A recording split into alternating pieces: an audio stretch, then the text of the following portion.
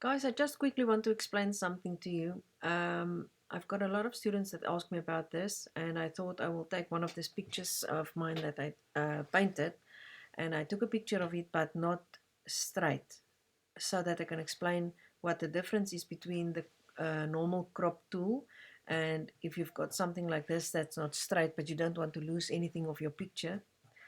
So then you use your perspective crop and not the normal crop. There's your crop tool. If you use it and say, for instance, you bring your sides in like this and the top one. If you use it on the right hand side, you can see here, that's where you want it. But look at that space that's still open. There's a lot of ways that you can work around it if you don't have the perspective crop tool in some Photoshop versions. But if you do have it, why not use it? And if you do it like this, then you've got it there and you lose a part of your picture here. So then there is a way to work around it. If you crop it, you can see you can somewhere on the sides you do lose something or you need something there. So the crop is not the best to do, okay? So then you rather use the other one.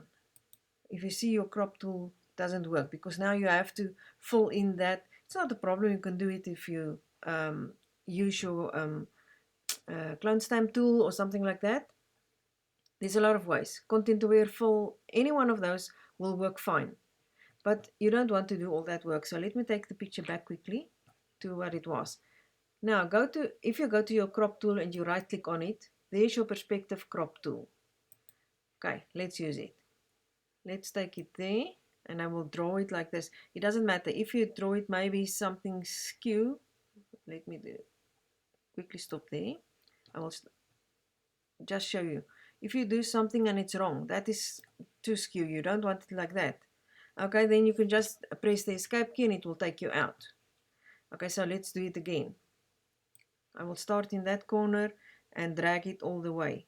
But as you can see, now there is a little bit space open and here we short a little bit. So you just take the corner. It's a little arrow. You take a corner and take it up like this. The other corner there, you take it up there exactly where you want it. You can just make sure you leave it where it is. Okay, leave that one where it is and press the enter key and it's perfect and it's straight. Okay, so it works brilliant on buildings and everything that's got lines that you want to straighten up in your picture. So use the perspective crop tool. Everything is fine as it is. All the top settings here, you can just leave it because it's default fine for you just to crop it. Like I said, if it's a bit skew or something, then you can, and you don't want to drag the corners or something, just press the escape key and you're out of that perspective crop tool. And that's it, done and dusted. I hope it helped some of you.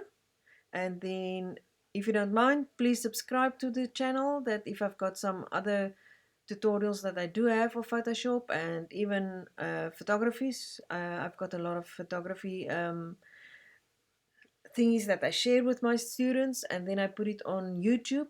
And if you subscribe, then you can always know that I've uploaded something. Leave a comment. If you maybe want something that I needed to explain to you again, like something like this, and then I can make a little YouTube video and put it on for everyone to see. And thanks again, and I hope it helped.